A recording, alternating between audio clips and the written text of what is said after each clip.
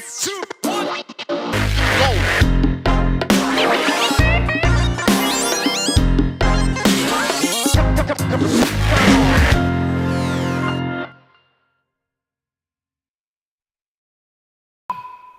suis sûre que, comme moi, vous vous êtes déjà demandé pourquoi, alors qu'on est quand même en 2015, il existe toujours des maladies qu'on n'arrive pas à soigner.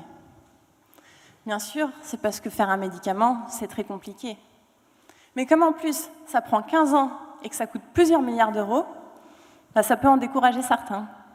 Mais moi, je ne me suis pas laissée décourager, parce qu'au cours de ma thèse, j'ai utilisé des méthodes innovantes qui permettent d'accélérer la découverte d'un nouveau médicament et de diminuer son coût. À l'aide de ces méthodes innovantes, qu'on appelle méthodes de criblage virtuel, j'ai cherché de nouveaux médicaments pour la polyarthrite rhumatoïde. Le principe du criblage virtuel, c'est que tout va se passer dans un ordinateur. Je déverse des millions de composés dans des filtres virtuels, et à chaque filtre, j'élimine les composés qui ne pourront pas devenir des médicaments. Par exemple, les composés toxiques, ça on n'en veut pas, poubelle. Les composés qui ne seront pas bien absorbés, ça non plus, on ne pourra pas les utiliser, poubelle.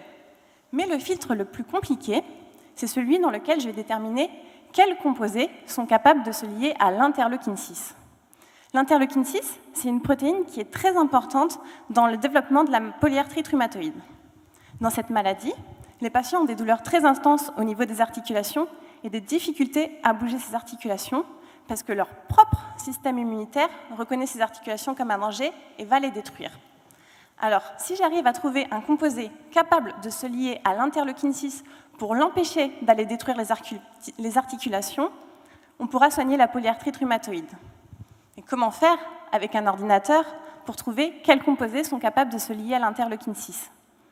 Eh bien, c'est comme si l'interleukine 6, c'était le jouet avec lequel on s'est tous amusés étant enfants, et les formes qu'on essayait désespérément de faire rentrer dans la boîte, les composaient à tester. Si la forme ne rentre pas dans l'interleukine 6, elle est éliminée. Au contraire, si notre composé rentre dans l'interleukine 6, il continue le chemin. Et c'est comme ça que j'ai identifié 1500 composés susceptibles de se lier à l'interleukine 6, et leur efficacité biologique a été testée.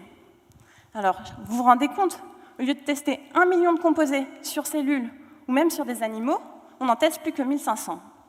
Sur ces 1500, 2 se sont révélés très actifs et sont actuellement en cours de développement par une start-up française.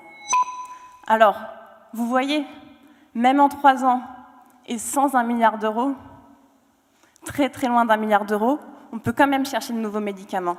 Et la fin de la thèse, c'est que le début d'une nouvelle aventure. Je vous remercie.